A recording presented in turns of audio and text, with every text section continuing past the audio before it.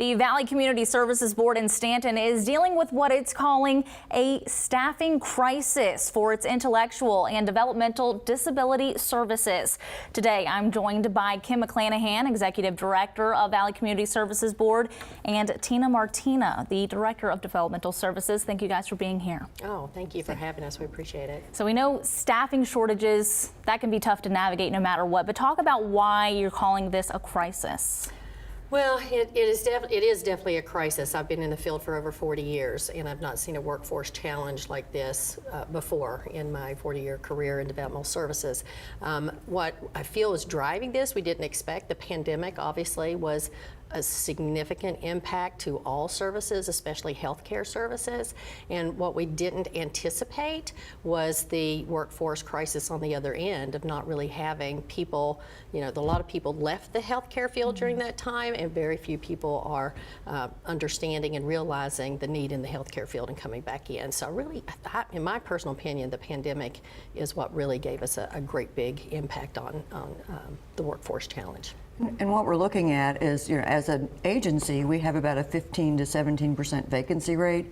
Right now in our intermediate care facilities, we have a 50% vacancy rate. So we are indeed in a crisis. Yes. Definitely, yeah. So talk about the work that you all do and the clients you serve and why it is important that they get the help that they need.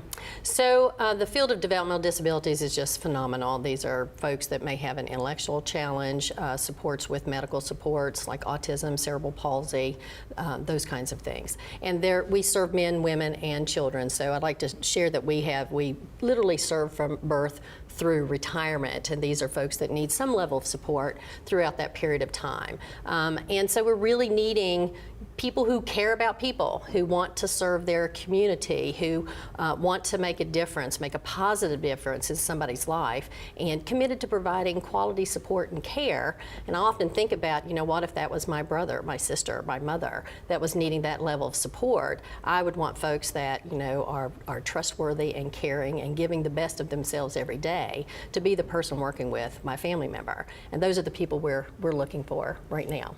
And these folks in the ICFs, this is their home. This is where they live 24/7 for years and years. They're small homes, 6 to 8 people, and they get 24/7 care from our direct service providers. So that professionals, that's what we're looking for right now. Right, exactly. And it sounds like this is very rewarding work. You're making an impact in these people's lives. And so you guys are hosting a hiring event to hopefully fill those gaps with staffing. So tell us about that. Yes, we are hosting. This is the first hiring event of its kind that we've had, and we're specifically focusing on what Dr. McClanahan mentioned, the direct support professionals that would work in our 2 group homes that serve the adults with intellectual disabilities. It'll be this Wednesday, July 19th, from 10 until 2.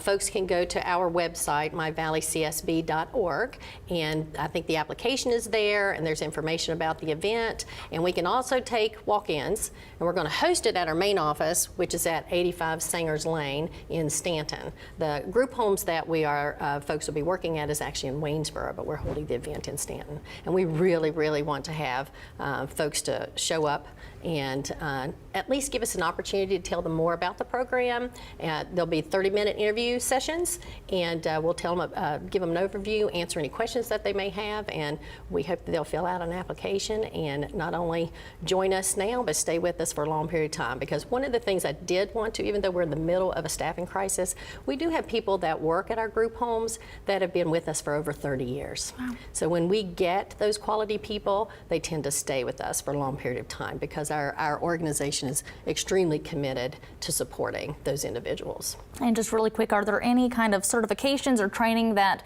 these candidates need to fill these jobs? For a direct support professional, it's a high school education or a GED, we provide all the training.